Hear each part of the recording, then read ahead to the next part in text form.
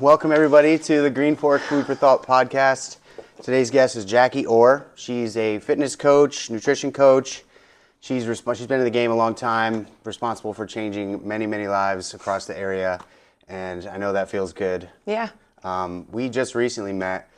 Funny story about how first time I met you, you were running around in this orange, like Green Man suit, but it was orange, just running around. I was like, who the hell is that? Ball of energy. Yeah. Awesome person. So Thank you for coming on. Thanks for having me. Yeah, I appreciate you. Good time. Absolutely. So you've been a coach for a while. I know you've done other things like that. So just tell me kind of how you got started in fitness. Fitness in general? Yeah. Sure. So I guess, I've been in the industry for a while, and it all started, I was a stay-at-home mom,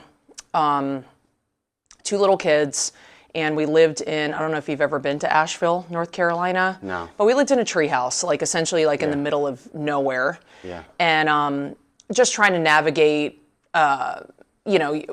different chapters of your life. You try to find like your crew and who you fit in with. Asheville was not my scene, but my husband's job brought us there, so I was going to make the best of it.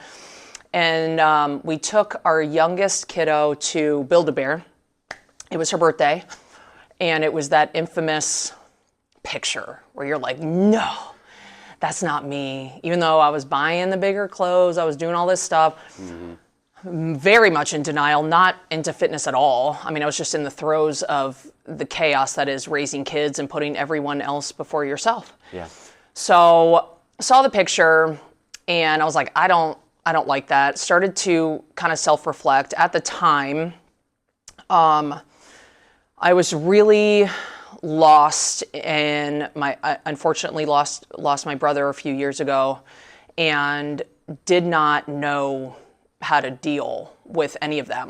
I grew up in a household of alcoholism, abuse, substance, you name it. We didn't talk about things. We just stuffed it down. Yeah. So the tools that I knew were to self-medicate with booze, with food. I didn't have a network of friends. Like I said, we lived in a treehouse in the middle of nowhere. And I saw that picture, and I could go on and on about it, but not to get too deep, but my biological mom suffers from severe mental illness. Okay. And I started to notice, because being stuck in the middle of nowhere, I hated Asheville at the time, but it ended up being the spot that ironically kind of saved me because I had nowhere to run. Yeah. I started to notice parts of myself that were very reflective of things that someone I didn't want to be for my kids. Mm-hmm. So I realized that I was drinking too much. My marriage was kind of in a slump, just checked out. I was checked out. I didn't know why. I just knew that I was. In hindsight, I know why. Yeah. So I committed to, I said, you know what? I'm all or nothing. That's my personality still to this day. That's how I am. That's how I'm wired. So all or nothing. I'm going to drop my kiddo off at preschool, and I'm not going to drive up to the top of the mountain and crawl into bed and sleep until it's time to pick her up. I'm going to stay at the bottom of that mountain. I'm going to go to the park, and I'm just going to walk. I'm going to walk my fat ass. I was 90 pounds heavier than what I am now, and I'm just going to walk. On the days that it rains, I'm going to go mall walk with these old people, and I'm just going to I'm going to commit. That's it. I'm going to stop drinking. I'm going to stop doctor hopping, trying to self-medicate. I had to have a brutally honest conversation with my husband, like, while you're at work and I'm raising these kids, this is what I'm doing. I am checked out, and I'm having a very hard time. Just let me do it. I don't need support. Just give me the space to do it. So that really kind of ignited just the get up and go, just like show up for yourself and do it. And then we ended up moving to, for his job, moved to the Northeast. We ended up in Hamden, Connecticut. Shout out to Edge Fitness Club in Hamden, because that place changed my life. Bring in the snow. Northeast snow. I can't walk. Yeah. I can't. My walking on the mountain turned into running. I was like taking people's dogs for walks, and like, so it felt good. Yeah. I felt good. Yep. Then we go to the Northeast and it's snowing, and I was like, well, this isn't going to work. This kind of sucks. So I got to go inside somewhere. And I went on the corner treadmill at the very top, watching everybody. I hide in the back. That's just what I do. And I paid a membership to walk on a treadmill and leave.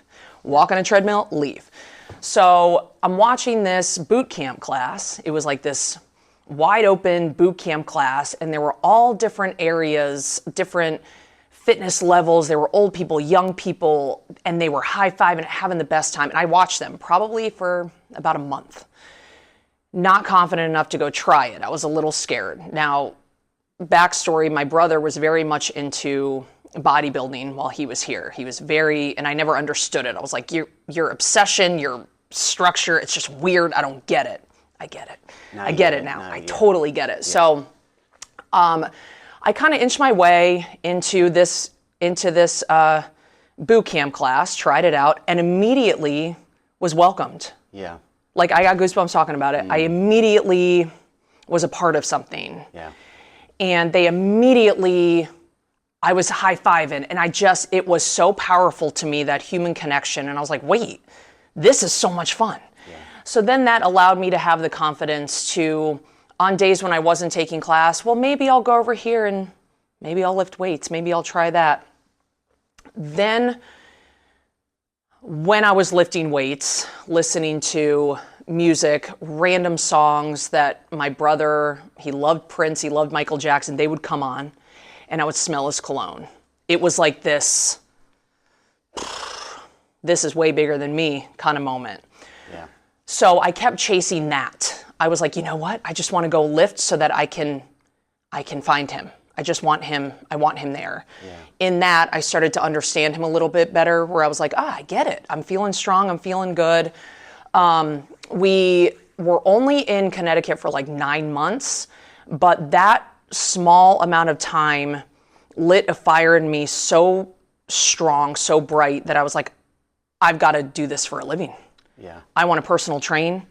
I want to do this. I feel so good. Marriage was better. I was present for my kids. I was understanding. I was grieving. I was finally dealing with the loss of my brother. Yeah. It was powerful shit. Yes. It was powerful shit. So we were in Connecticut, then we ended up coming to Saratoga. My husband got a job in Johnstown. I was like, sorry, Johnstown people, but I'm not moving there. Move me to Saratoga. Yeah. So that's how we got here. And I was at the Y doing peak things, and that has led me here. Just every day, whether it be training one person, 39 people, just being better than you were the day before. Yeah. And I just firmly believe, and you know, staying active and working on myself and working with people has helped me stay sober, because I've learned that in the world of just, there's constant chaos. There's always something, right? Yeah. Two things you can control is how you move your body and how you fuel it. Yeah. You got one shot. Yeah. You got one shot. That's not to say that on Halloween I'm not going to have, you know, a good old time. And yeah, but for the most part. Sure. Yeah. So all or nothing, and it's something that I've committed to. And then, you know, I recognize that I've got 2 daughters watching me, and it turned from, I want to weigh a certain amount on a scale, to wait, I got 2 daughters watching me, and I'm going to be strong. Yeah. I want them to see they deserve a strong mom. It's something that I didn't have. I didn't have parents that, I don't think they'll watch this, but I didn't have parents that really put the needs of myself and my brother first. And I recognize now that my brother got into the fitness, bodybuilding, very heavy weightlifting to defend himself. I mean, we did grow up in a very hostile, abusive, alcoholic environment. It was chaos. Yeah. And so I do recognize that side of him. Now I understand it. And I live my life, you know, to honor him, to be strong, but also to lean into life with kindness, with compassion, with empathy, with understanding. Yeah. I I love that story. That's such a great story. And I feel like I can identify with a lot of the things that you're saying. You know, I think for me, it was yoga. I got into it through yoga, but it completely changed my life around and just the way that I looked at things. And when I felt better about myself, I was like, I need to help other people feel this way. And so that's kind of why I get into it myself, and, you know, working through some trauma of my own, and just, you know, I embody things. I embody my feelings and my emotions, and being able to work through them physically has been a lifesaver for me as well. And, you know, I just want to pass that on and help people as much as I can the same way. And I feel like... And you do, by the way. Thank you. You do. You say you want to, but you do. Yeah. You do. Yeah. It's just, I've made it like my life's mission to do that kind of work. And, you know, I don't think there's any turning back at this point for me. It's like, it's what drives me. Right. But, you know, working through a lot of the trauma too, it's like when you go through it and you come out on the other side and you look back at like what your parents done, because they're just humans too, and they had their ways of dealing with things, and they didn't maybe know any better or didn't have the mental capacity to try to change or anything like that. So, you know, you say look back with compassion and everything. It's kind of a tough thing to do, but, you know, it's necessary if you're gonna like move on. I've just recently gotten to the place in my healing of understanding like where my parents were at when my brother passed, because my oldest kiddo, she's 26, and when my brother was 25 when he passed, and when she hit 25, it was this moment of, got it.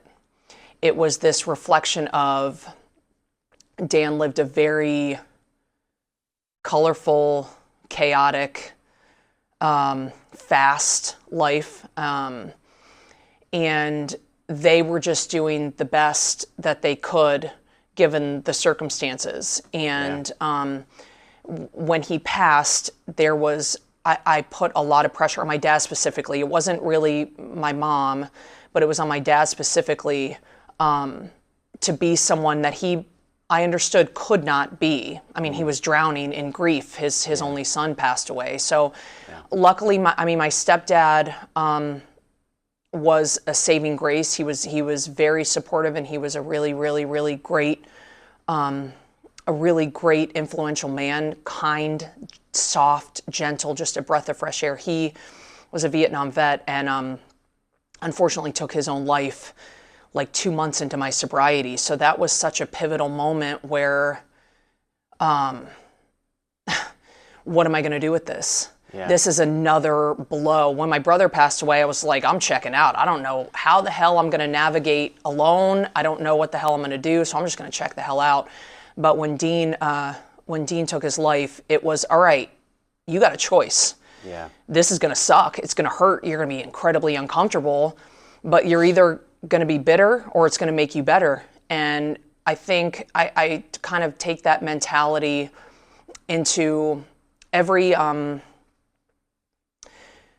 we all have to deal with hard shit, like it's inevitable, but we take those scenarios, and are you going to take those scenarios, and you got two choices, or is it going to make you bitter, or are you going to be better? What are you going to do with it? Yeah. And the choice really does come down to you, because it's inevitable that we have to deal with heavy life, hard shit often. Yeah. It's inevitable. And one of the great things about fitness in general, whether it be, like I said, just a one-on-one thing or a group, as fitness professionals, we have the power to insert that better into someone's day, no matter what they're going through. You never know. Right. But they come in, they definitely don't want to talk about it. Yeah. But we're all in this shit together, and we've got that time. Yeah. Just for that 1 hour, just to make it better. And I think that's powerful. And a lot of fitness professionals don't, unfortunately, get that. Yeah.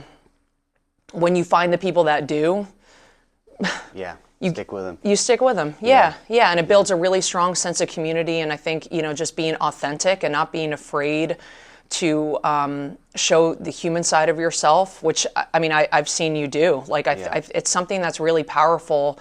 And when all is said and done, when we're old and we're broken and we can't lift all these beautiful weights anymore, who you are as a human being character is what matters. Yeah. You know, and how you treat people. People will never remember what you were using for a chest press. Right. But if you help them through, you helped me today. I mean, you didn't even know.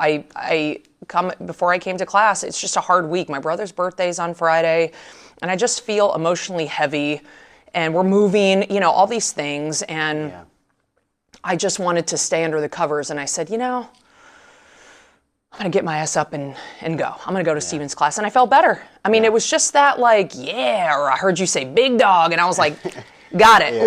You don't, but you don't even realize that you do it. And there's such power in a space with genuine human connection that a lot of trainers don't get. They think, look at me.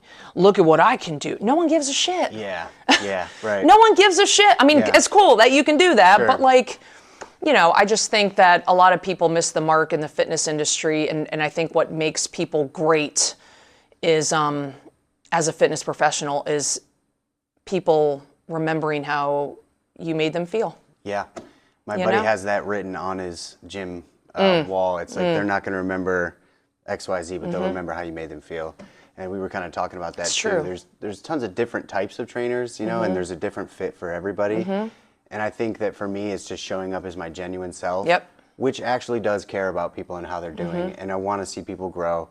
I can't tell you how many times over the years I've stayed after class and talked for hours with people that just need somebody to talk to, you know, and I don't claim to be a therapist or anything, but no, you're a friend. I'm a friend. I've gone through shit. I can identify with people. I can, you know, offer advice or just be a ear to listen, you know.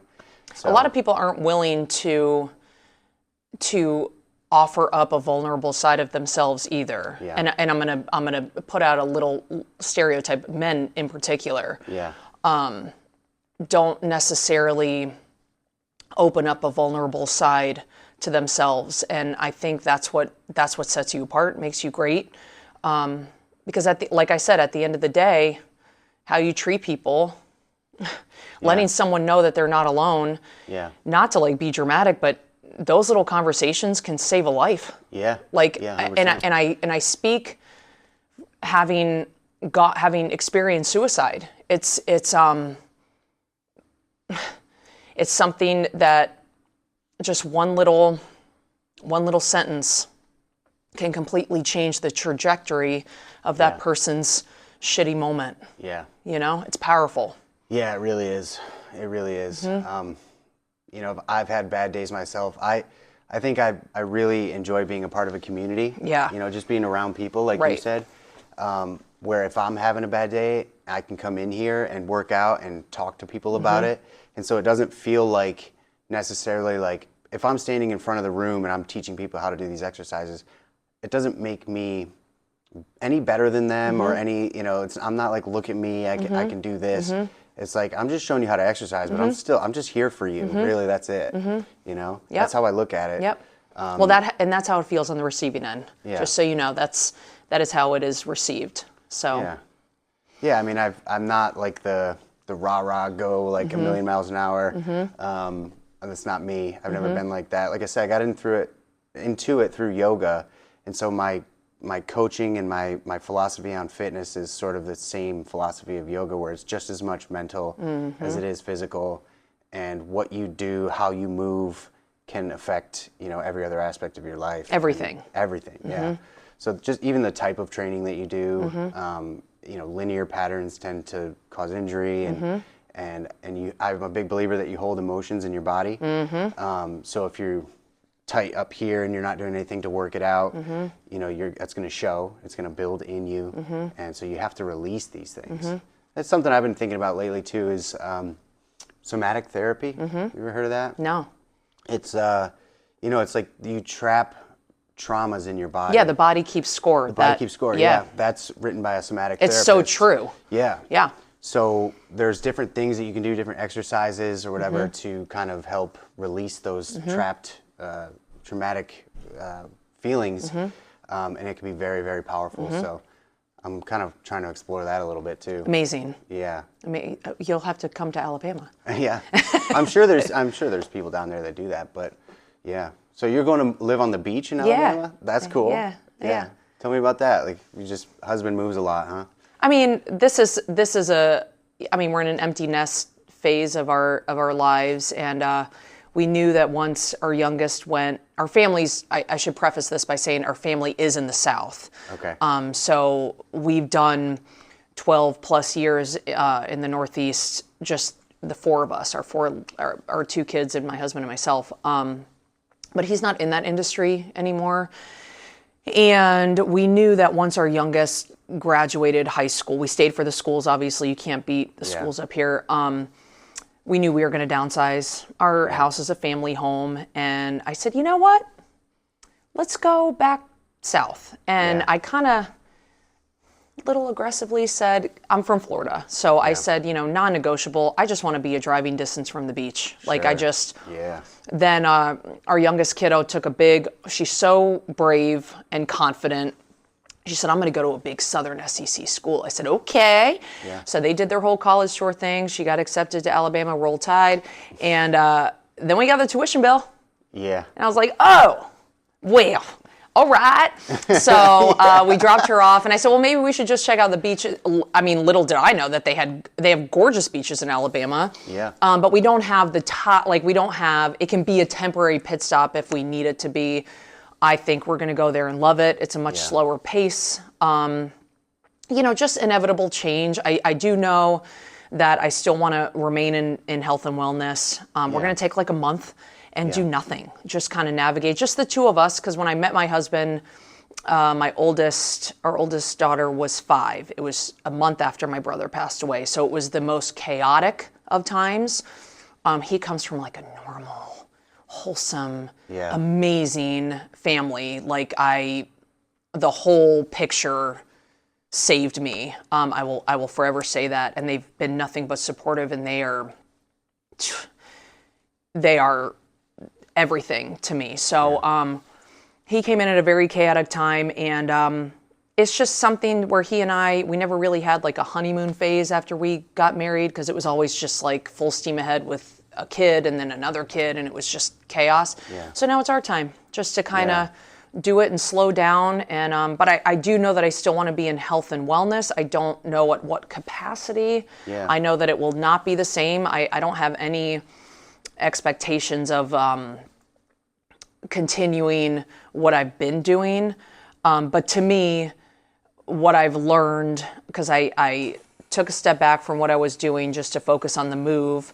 But what I learned probably within about 3 days, I don't want to work out alone. I went from being around so many people to just like, I'm home, working out in my basement, walking my dogs. This sucks. Yeah. So that's what led me here for the time being, because I feel there's just so much power in being with people, whether it be 2, 3 people or 39 people. There's just so much power in that. So I don't know what kind of capacity is going to be. I mean, one thing I do know about myself is that human connection is critical. Yeah. So TBD. Yeah. I'm glad you came over here, by the way, too. It's me so nice too. To, like, get me to spend too. And I'm kicking myself for like not checking it out sooner. I was just in the grind. Just in the grind, the day in, day out. Like the days that I had off. One day I had off, I wasn't going to be around people. Those were days that I wanted to be alone. So it was just kind of, I think organically, everything has worked out the way that it should. I've been able to really dial in nutrition, which I know that that's something that you pride yourself on as well. Yeah. Again, it's the whole scope of just the train hard, live well, find peaceful pockets in your day. Yeah. And just don't be a dick. Yeah. Peaceful pockets, I like that, because, like you said before, life is constantly throwing things at you, and there's no way that you're going to be happy all the time. Mm-hmm. But if you can just learn to control little peaceful pockets, or find them and just appreciate them when they're there, it makes your life a lot easier. I think. True. Yeah. Yeah. I was talking to you about if you were going to keep doing your thing down in Alabama, and I was like, you could start a fitness empire down there if you wanted. So it's like a small little town. Steve, I'm old and tired. Yeah, it's a lot of work. Yeah, I just kind of want to be tan. Yeah. And chill. Yeah. I don't know. I mean, it is something that's incredibly important to me. And one thing that that I can say is I'm very good at leaning into things that feel right and pulling back from things that just don't. And that has served me very, very well. My brother has been a driving force in pretty much all of it. Yeah. His resting place in Tampa, I went to go visit it, and ironically, the gym that I've been at for forever, they had just opened up a new studio. And I was like, got it. I feel like that's a pull. And so I'm very aware and very in tune of leaning into things when they feel right. Yeah. So I just take that and just trust the process. I think my Yeah. husband's finally starting to see, like, I think you're onto something, because I feel, the human connection, it does create opportunity. Not to say that I'm having conversations and hoping that someone can connect. That's not how it's an organic thing. Yeah. So I'm very open and receptive to, I also am a professional at keeping my circle I trust very few people. Yeah. And the people that I do trust they are with me forever. So I'm not like just friends with everybody. Yeah. It's a small group of people, and that has served me well. So I plan on keeping that momentum going. Yeah. The gym scene there is very different than it is here. There are only a few options. But I've already been doing my research. I've been looking at the socials, and I'm like, this looks like a fun community, and this looks cool. And so I already have ideas of where I want to train, and I just feel like it'll all organically just play out. We do talk about opening up a dog daycare too. We might impulsively do something like that. I don't know. Yeah, you mentioned that, and then you mentioned earlier that you walked dogs. Like when you would go on your walks, you just walk people's dogs. Are you a big dog person? Just stay busy. Yeah. In the mountains. Well, that's something I was going to say is I don't see someone like you staying put for very long. No. You I don't know. Yeah, and that's the thing. Like, we've moved so many times but it's always been a move that has what has dictated where we move has always been schools. Yeah. And it's always been with the kids. Yeah. This is the first time that it's like we're choosing a spot that we want. Yeah. I'm sure the schools where we're going are lovely, but I don't care anymore. Yeah. I don't care about a pediatrician. I don't care. None of that applies. I just want good sandy beaches and good local seafood and just easy living. And I'll still come back here to visit because our oldest will stay, but I'm just trusting the process of whatever's meant to be will be, and it's going to be a fun ride. Yeah, that's a great way to look at it. Yeah. And it's so cool that you're entering that phase too. Yeah. Just like a little less stress, a little less worry. Yeah. By the beach. That's amazing. Just I love it. easy living. Yeah. Yeah. Who wants the snowblower? Take it. I don't want it. I don't want it. Yeah. Salt? I don't want it. Yeah. No. So salty air, salty sea air. Sure, correct. Take that. Correct. Yeah. Correct. So, That's cool. we'll see how it all works out. Yeah. Yep. Back to fitness a little bit. Yes. Changing lives. What type? So you said you weightlifted, but what's like did you play any sports? Like what's your vibe of working out? Yeah, What's your favorite thing to do? I was thinking about that earlier. So I grew up in South Florida. Volleyball was my thing. Tennis was my passion. Yeah. Tennis. My parents would put me in golf camp. You play golf? And but I was kicked out at 9 because I was too aggressive for the sport. Yeah. So I really essentially, growing up, I always wanted to do what my brother did. We were 14 months apart, and whatever he did, if he was playing basketball, I wanted to play basketball. If he was skateboarding, I wanted to skate. He was my hero in every sense of the word. So I loved the team aspect of volleyball. Tennis, though, was just something that was mine, and I was really good at it. But it was also something that I let go once I had kids. It was a big part of myself that I let go, and it was a true passion. So that's something that I'm hoping to pick back up. Yeah. I don't know competitively because I'm old, 45. I'm not. Well, there's age leagues you can do. Sure. I'm not going to do pickleball. I'm not going to do that. But that's something that I just want to get back to myself. Yeah. And I definitely need to, from a therapeutic point of things, I need to heal the parts of trauma, that are there, that still affect me to this day. But sorry, I totally went off the rails, but No, it's fine. growing up, I just stayed active. We were in Florida, so I mean, we were just always active. It was never really, it was just kind of the lifestyle and what you do. Yeah. Being outside, that's what we did. There was no concentrated effort. I never was going to get any scholarships for it. I always did very well in school. Always was friends with everybody. I guess I always really enjoyed a sense of community and belonging to something.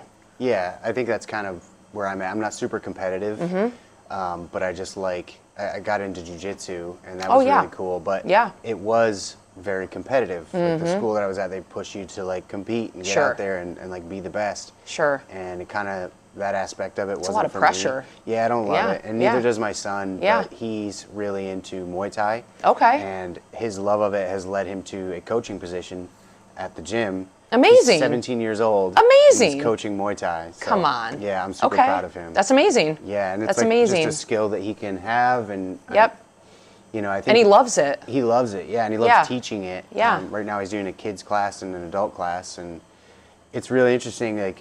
As a coach, him holding space for guys and women that are much older than he is, but being in that commanding position and say, no, you got to do what I'm telling you, and just speaking, from his chest. Sure. And that's a life skill. Yeah, for sure. Yeah. And he's coming into it, which is awesome, and I'm just super proud of him. Amazing. Congratulations. Yeah. Thanks. Yeah, it's awesome. I'm a firm believer that our no matter what we do in life, our greatest accomplishments will always be our kids. Yeah. Yeah. I mean, I truly do. My kids were never athletic, and when I turned over the whole fitness leaf, it caused a lot of insecurities in them because I was so intense about it. Yeah. Almost on the receiving end, they would feel judged almost because I was so intense about it. So in hindsight, but they're kind, I got a nurse, she's a nurse taking care of people. And the other one was thriving in Best Buddies and Special Olympics, occupational therapy. There's nothing more. So they both ended up in healthcare. Helping other people. Help people. Yeah. Yeah, that's great. Well, it's you led important by to them. example. That's great. Yeah, thank you. I think similarly, I kind of got into that, like I said, I got into it and it changed my life over. And I never really forced him to do anything with me, but I'm a single dad, I have been. So I'd bring him to the gym with me, empty gym, just me and him. We'd crank tunes, and he would just play around and watch me work out. And now he's it's a big part of his life. And, I never tried to force it on him so much because I didn't want him to feel I don't want him to reject it. Sure. So, right. It's a delicate balance. So, It's hard. Yeah. Imagine doing that with hormonal girls. Oh, yeah. I can't. Talk about rejecting. Yeah. They're just no. But they're coming around, Yeah, good. Yeah. I wanted to say, like you said, the most important thing is your kids. I was going, excuse me. I was going through kind of a tough time a couple months ago, and a friend of mine, a fella, was telling me that he had gone through a similar experience, and he just was what's important? Just focus on what's important. And it kind of flipped a switch for me as to where I'm kind of worried about all these other things. It could be my job, my relationship, my status, or whatever. And it's none of that shit really matters. Your son matters, and he's at this phase of his life right now where he's going to be going into college. So it's all right, yeah, just focus on that. Let's simplify all the overstimulating things so you can just focus on what's important. And that's sort of been my mantra. It's so hard because I fell into a position and accepted the position thinking that because my kids were older that they didn't necessarily need me, so I'm going to do this for myself.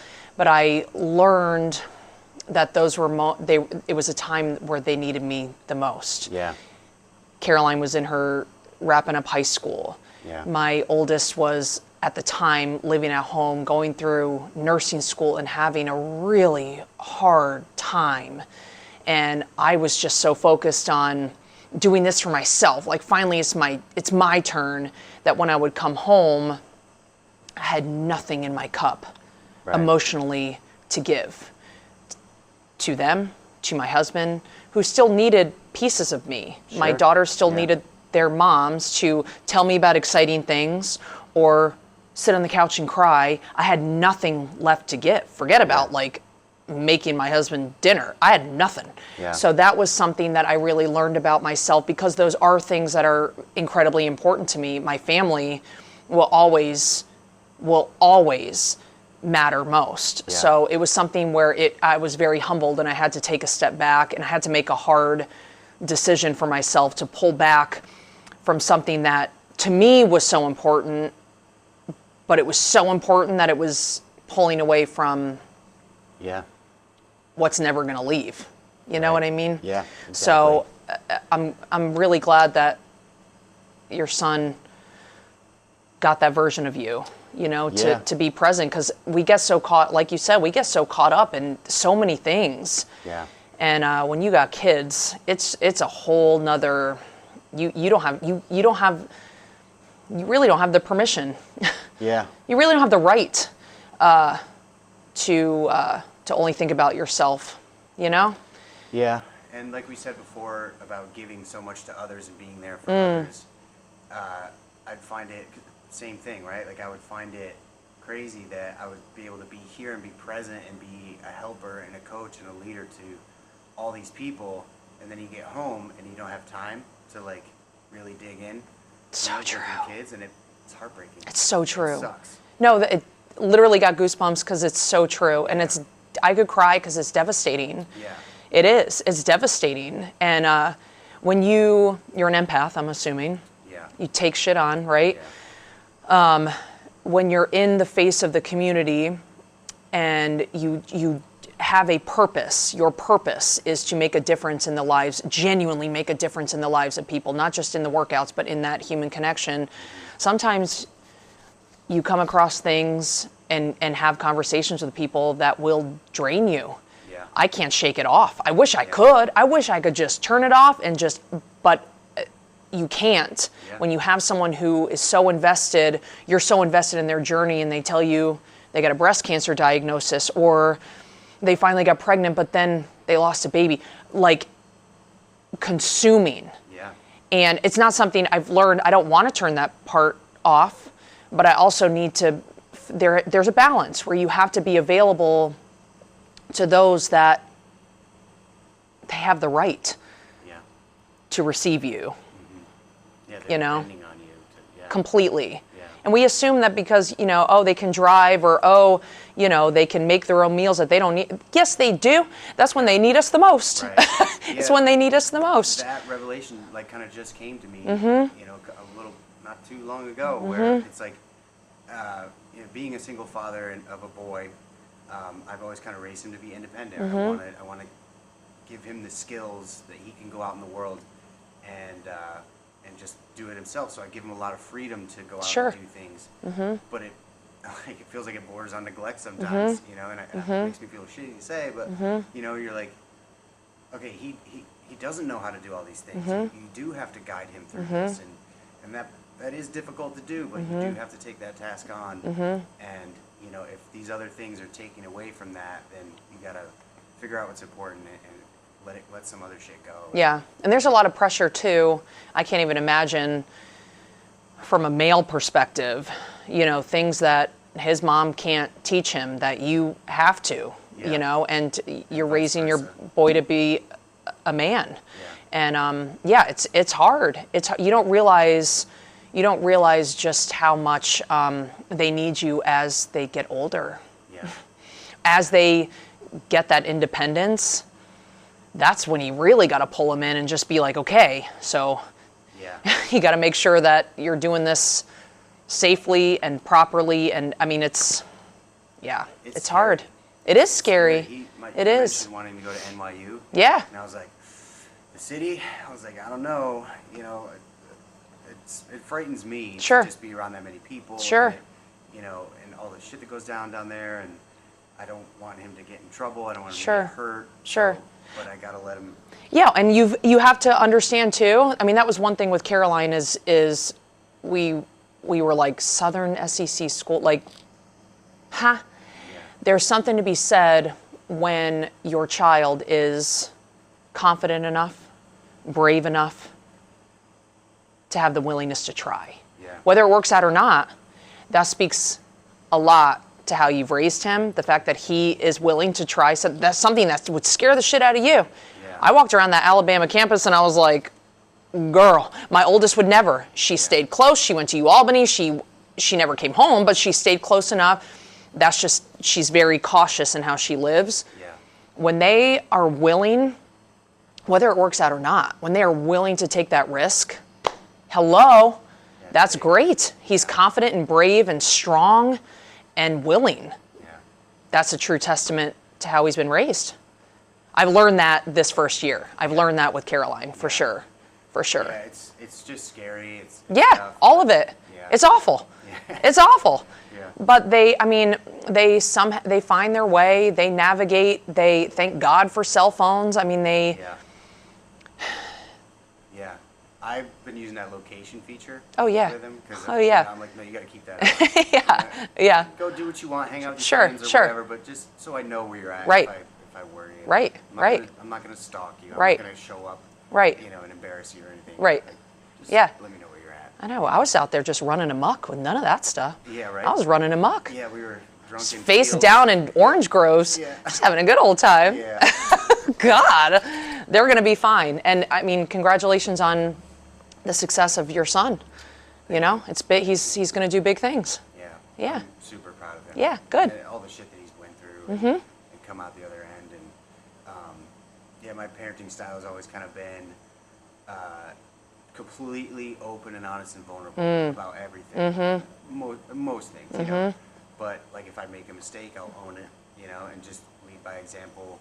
Because I'm not a perfect person. Yep. I've made a lot of mistakes, and Yep. especially as a parent, and just letting him know, like, hey, I'm sorry, I realize this now, Yep. and I'm gonna try to be better. Yep. And I think he sees that, and I try to promote that as much as possible. To like, you're gonna make mistakes, but it's gonna be okay. It's going to be okay. Yeah. Yeah, it's part of living, right? Yeah. Yeah, that was one thing that I held back on for a long time. I didn't want my kids to see me upset. I never wanted my kids to feel emotionally uncomfortable. That's a skill that I'm learning to just kind of let go. Because I always thought like controlling my emotions was like I was being strong. Well, you came I was from a being background weak. of a lot of Correct. emotion and Correct. expression, Correct. Correct. So you overcorrected. Correct. Yeah. Yeah. Same. Yeah. Yeah. Yeah. Yeah. There's something to be said. I mean, I think it's brave to be vulnerable and exposed. And I mean, whether it be with your family or in a gym environment, there's something when we humanize ourselves, it just, I think there's incredible power in that. Yeah. I think there's this, like, I just actually hung out with these two guys. I'm trying to start a men's group. Okay. That's like, we just get together and talk about stuff. Not Yeah. necessarily politics or religion or any Yeah. of that stuff, but Yeah. like, what it's like to be a man in this day and age. Yeah. And, cultural gender roles shifting, for better or worse, whatever. But just like, what's it like and being a man and having gone through what we've all gone through and expectations that are put upon us and all that stuff. So I really feel like there's a push towards, there's an attempt for division in the world right now that I'm not a big fan of. I'm like, no, let's just be yourself. You can have a viewpoint over here, a viewpoint over here, and you can make up your own mind about things. You don't have to join a camp. Right. And I feel Agreed. like people need to understand that we're all just human beings, and we might have strong opinions on things, but it doesn't make us who we are. Right. We're all the same. Right. And everyone's living life for the first time Yeah. together. This is the first time for everybody. No one has all the answers. No one has it all figured out, and everyone is entitled to their own opinions.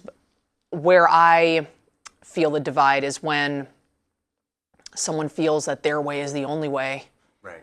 Yeah. Again, just don't be a dick. Right. You know? Yeah, you can disagree and still be friends. 1,000%. You know? 1,000%. Yeah, 1,000%. I think it just all comes down to just being kind, you know, and just being a little. I'm not saying be a doormat and take other people's shit. Like, stand up for yourself and what you believe in, and what's going to serve you best. But you know, enough respect to where, okay, we agree to disagree. Have a nice day. Sure. You know, like, not just like, go fuck yourself. Yeah. Have a nice day. Yeah. You know? So, I mean, it's a very, very trying time. And I definitely find that I have to filter myself with, like, my parents in saying things. Yeah. And I'm raising two kind human beings when all is said and done. Yeah. When I'm gone, whenever that is, I'm going to leave behind two compassionate, kind people. Yeah. That's my job. Yeah.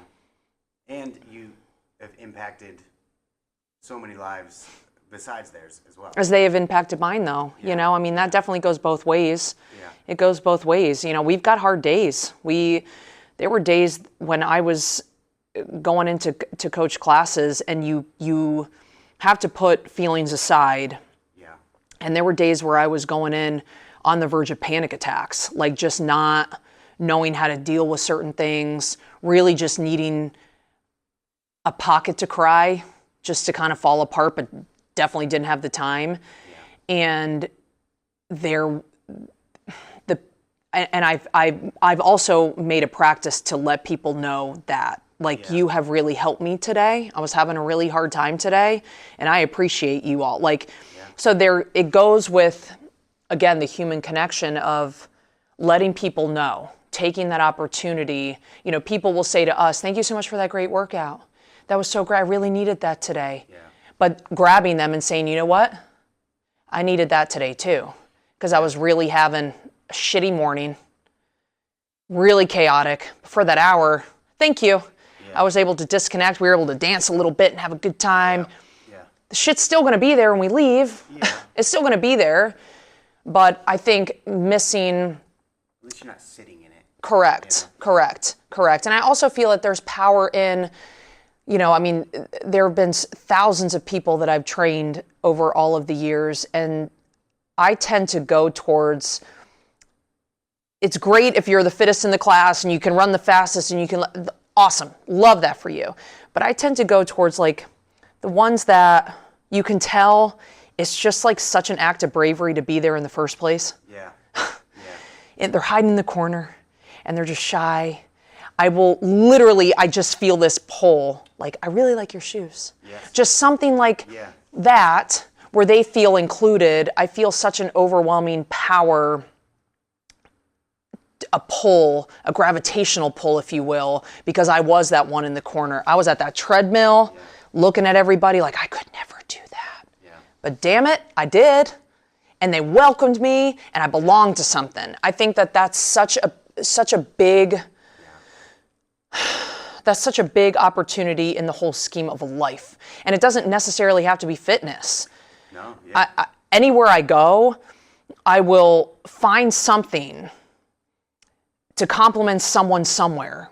Just something. Because you never know what someone's going through. You go into Stewart's, you grab a cup of coffee, you don't know what the person behind the desk is dealing with. Yeah. One small thing. Just, I like your shirt. Or I like your nails. Right. You can see it in the body language. They instantly are better. Right. And it's something that, like, they don't teach you in your fitness certifications. There's no book on that. It's character. Mm-hmm. It's character. And it's a practice to where it becomes habitual, like brushing your teeth. Just be kind, you know? And I feel I feel that when you just kind of open up yourself to just being kind to other people and being vulnerable and just allowing that true human experience to come into your day, your week, your month, it all like falls into place. Opportunities present themselves. Yeah. That human connection, you never know who's coming into your day. I mean, the opportunities that I've been blessed with, just from now, also in a town like Saratoga, it is who you know. It is who you know. Mm-hmm. But just having open conversations, those after-class conversations, has blessed me with so many opportunities, and have the people that I've met that have supported my kids in Best Buddies, my daughter's apartment burned down, and the members all came together and raised money just by, again, kindness. Being a good person. Just being a good person. What's the rush, people? Yeah. What does all this stuff matter at the end of the day? What does that mean? Yeah. If you're gonna die alone, what does it mean? What is any of that for? Yeah. Mm-hmm. Give me the simple life. Give me some dogs. Yeah. Let's keep it simple, and let's just be better. Amen. Right? Yeah. Yeah. Love it. Yeah. We'll wrap up, but I do have one last question. What you got? Changing gears. Yeah. It's something I ask everybody on the podcast. Uh-oh. It's a last meal question. So, if you were on death row for whatever yes. reason, it could be anything you want, as much of it as you want. What would it be? Chili Southwest egg rolls and endless chips and salsa, plus the skillet queso that's coming back. All right. Yes. Nice. Woo! That's it. You've been waiting to be asked that question. I mean, I think about it constantly, yeah. And yes, when I had my daughter, I did want a push present. I wanted chili Southwest egg rolls and chips and salsa, please and thank you. Simple things. Yeah. It makes me happy inside. Comfort food. Sure. Yeah, that's great. Yeah. I love that question. What's yours? Breakfast. Okay. Yeah, steak and eggs. Yeah. And hash browns. Okay. And, all that stuff. Hopefully we're not on death row. Yeah, right. I mean, make that better meal for choices. myself, like on my birthday. Right, good. Because I want it. Yeah, good. But I think it tells a lot about someone, like just, their comfort food. What makes them feel warm and happy inside. Yeah. It's fun to see. Yeah. It makes me feel like shit afterwards. Are you kidding? But it's still worth it. Yeah. Living, Big old meal. But, yeah. For a second or for a minute, you get that warm, fuzzy feeling. It's nice. Yeah. Good stuff. Awesome. Well, thank you so much for coming on. Thanks for having me. It was really a really nice conversation. Yeah. You're a great person.